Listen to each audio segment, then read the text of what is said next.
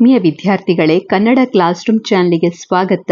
ಇವತ್ತಿನ ವಿಡಿಯೋದಲ್ಲಿ 8ನೇ ತರಗತಿ ಗಣಿತ ಅಧ್ಯಾಯ 5 ಸಂಖ್ಯೆಗಳ ಆಟ.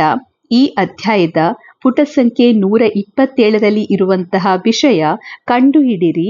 ಈ ವಿಭಾಗದ ಪ್ರಶ್ನೆಗಳಿಗೆ ಉತ್ತರವನ್ನ ಕಂಡುಹಿಡಿಯೋಣ. ಪ್ರಶ್ನೆ 1. 4 ಕ್ರಮಾನುಗತ ಸಂಖ್ಯೆಗಳ ಮೊತ್ತ 34. ಆ ಸಂಖ್ಯೆಗಳು ಯಾವುವು ಅಂತ ಕೇಳಿದ್ದಾರೆ. ಇಲ್ಲಿ ಕ್ರಮಾನುಗತ ಸಂಖ್ಯೆಗಳ ಮೊತ್ತದ ಬಗ್ಗೆ ಹೇಳಿದ್ದಾರೆ. ನಾವು ಹಾಗೆ ಉಳಿದ ಸಂಖ್ಯೆಗಳನ್ನು ಕಂಡುಹಿಡಿಬೇಕು. ಕ್ರಮಾನುಗತ ಸಂಖ್ಯೆಗಳು ಅಂತ ಹೇಳಿದ್ರೆ ಒಂದರ ನಂತರ ಒಂದಾಗಿ ಬರುವಂತ ಸಂಖ್ಯೆಗಳು. ನೀವು ಉದಾಹರಣೆಗೆ ಇಲ್ಲಿ ಕೆಲವು ಸಂಖ್ಯೆಗಳನ್ನು ತೆಗೆದುಕೊಳ್ತಾ ಹೋಗ್ಬೋದು. ಈಗ ಉದಾಹರಣೆಗೆ ನಾನು 1 2 3 4 ಅಂತ ಬರೆದ್ರೆ ಇದು ಕ್ರಮಾನುಗತ ಸಂಖ್ಯೆ, ಒಂದರ ನಂತರ ಒಂದಾಗಿ ಬರುವಂತ ಸಂಖ್ಯೆಗಳು.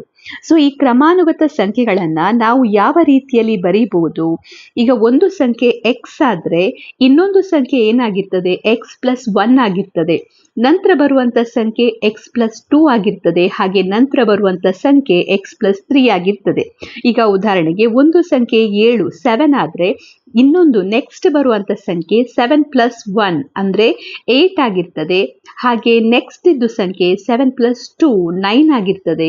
ನೆಕ್ಸ್ಟ್ ಇದು ಸಂಖ್ಯೆ 7+3 ಅಂದ್ರೆ 10 ಆಗಿರ್ತದೆ. ಸೊ 7 8 9 10 ಇವುಗಳನ್ನ ನಾವು ಕ್ರಮಾನುಗತ ಸಂಖ್ಯೆಗಳು ಅಂತ ಹೇಳ್ತೇವೆ. ಸೊ ಇಲ್ಲಿ ನಮ್ಗೆ ಕ್ರಮಾನುಗತ ಸಂಖ್ಯೆಗಳ ಮೊತ್ತವನ್ನ ಕೊಟ್ಟಿದ್ದಾರೆ. ನಾವು ಆ ಕ್ರಮಾನುಗತ ಸಂಖ್ಯೆಗಳನ್ನ ಕಂಡುಹಿಡಿಬೇಕು. ಸೊ ಮೊದಲಿಗೆ ನಾವು ಆ ಕ್ರಮಾನುಗತ ಸಂಖ್ಯೆಗಳನ್ನ x+1 x+2 ಮತ್ತೆ x+3 ಅಂತ ತೆಗೆದುಕೊಳ್ಳುವ. ಯಾಕೆಂದ್ರೆ ನಮ್ಗೆ ಸಂಖ್ಯೆಗಳು ಗೊತ್ತಿಲ್ಲ. ಹಾಗಾಗಿ 4 ಕ್ರಮಾನುಗತ ಸಂಖ್ಯೆಗಳು x+1 x+2 ಮತ್ತು x+3 ಆಗಿರಲಿ. ನಂತರ ನಮಗಿಲ್ಲಿ ಕೊಟ್ಟಿರುವಂಥದ್ದು ಏನು? ನಮಗಿಲ್ಲಿ ಕೊಟ್ಟಿದ್ದಾರೆ 4 ಕ್ರಮಾನುಗತ ಸಂಖ್ಯೆಗಳ ಮೊತ್ತ ಎಷ್ಟು ಅಂತೇಳಿ 34.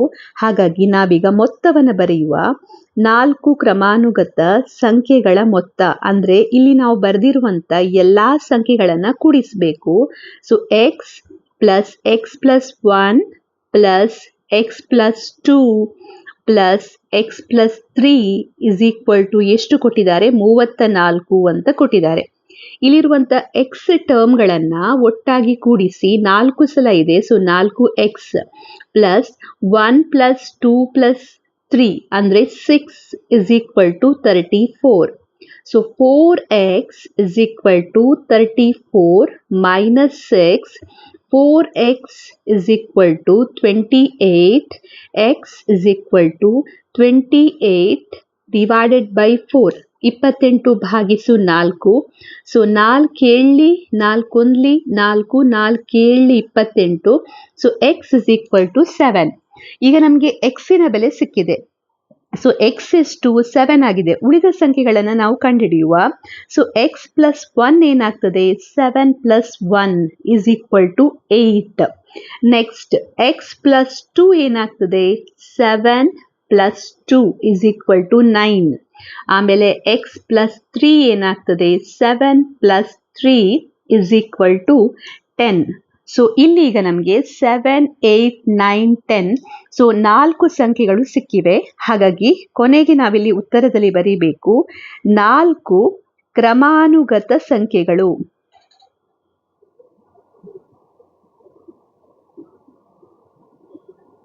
Seven, 8, 9, 10. ಎರಡನೇ ಕ್ವಶನ್ ಅನ್ನು ಸಾಲ್ವ್ ಮಾಡುವ.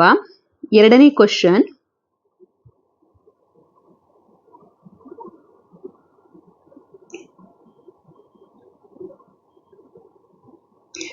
P ಎಂಬುದು 5 ಕ್ರಮಾನುಗತ ಸಂಖ್ಯೆಗಳಲ್ಲಿ ದೊಡ್ಡದು ಎಂದು ಭಾವಿಸಿ ಇತರೆ 4 ಸಂಖ್ಯೆಗಳ ರೂಪದಲ್ಲಿ ವಿವರಿಸಿ ಅಂತ ಹೇಳಿದ್ದಾರೆ. ಅಂದ್ರೆ ನಾವಿಲ್ಲಿ ಪದಗಳಲ್ಲಿ ಅಂತ ಕೊಟ್ಟಿದ್ದಾರೆ.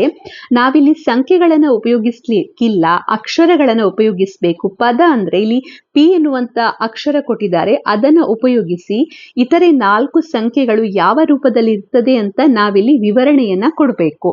ಸೊ ಇದನ್ನ ಹೇಗೆ ಬರೀತೀರಾ? ಮೊದಲಿಗೆ ನಮಗೆ ಕೊಟ್ಟಿರುವಂಥದ್ದು ಏನಂದ್ರೆ ಪಿ ಎಂಬುದು 4 ಕ್ರಮಾನುಗತ ಸಂಖ್ಯೆಗಳಲ್ಲಿ ದೊಡ್ಡ ಸಂಖ್ಯೆ ಅಂತ ಕೊಟ್ಟಿದ್ದಾರೆ. ಸೊ ಈಗ ಉದಾಹರಣೆಗೆ ಈಗ ಪಿ ಎನ್ನುವಂತ ಸಂಖ್ಯೆ 9 ಅಂತ ನಾವು ತೆಗೆದುಕೊಂಡ್ರೆ, ಈಗ ಇದರಲ್ಲಿ ದೊಡ್ಡ ಸಂಖ್ಯೆ ಈಗ 7, 8 ಕೆಲವೊಂದು ಸಂಖ್ಯೆಗಳನ್ನ ನಾವು ತೆಗೆದುಕೊಳ್ಳುವ. ಮೊದಲಿಗೆ ಒಂದು ಕ್ರಮಾನುಗತ ಸಂಖ್ಯೆಗಳ ಸೀರೀಸ್ ಅನ್ನ ತೆಗೆದುಕೊಳ್ತಾ ಇದ್ದೇನೆ. 5, 6, 7, 8, 9 ಈ ರೀತಿಯಲ್ಲಿ ಸಂಖ್ಯೆಗಳಿವೆ. ಇಲ್ಲೀಗ ಪಿ ಎನ್ನುವಂಥದ್ದು 9 ಅಂತ ಅರ್ಥ ಮಾಡಿಕೊಳ್ಳಿ. ಈಗ ಪಿ 9 ಆದ್ರೆ ಇದರ ಹಿಂದೆ ಬರುವಂತ ಇದು ಅತ್ಯಂತ ದೊಡ್ಡ ಸಂಖ್ಯೆ. ಈಗ 5, 6, 7, 8, 9 ಅಂತ ತೆಗೆದುಕೊಂಡಿದ್ದೇನೆ. ಇದರಲ್ಲಿ ಅತ್ಯಂತ ದೊಡ್ಡ ಸಂಖ್ಯೆ ಯಾವುದು? 9 ಆಗಿದೆ. ಸೊ ಅದನ್ನ ಪಿ ಅಂತ ಅಂದುಕೊಳ್ಳಿ. ಆಗ ಅದರ ಹಿಂದಿನ ಸಂಖ್ಯೆಗಳು ಏನಾಗಿರ್ತದೆ? ಈಗ ಇದು 8, ಇದನ್ನ ಪಿ ಯ ರೂಪದಲ್ಲಿ ಹೇಗೆ ಬರೀಬಹುದು? ಪಿ -1 ಅಂತ ಬರೀಬಹುದು. 9 - 1 ಎನ್ನುವಂಥದ್ದು 8 ಕೊಡ್ತದೆ.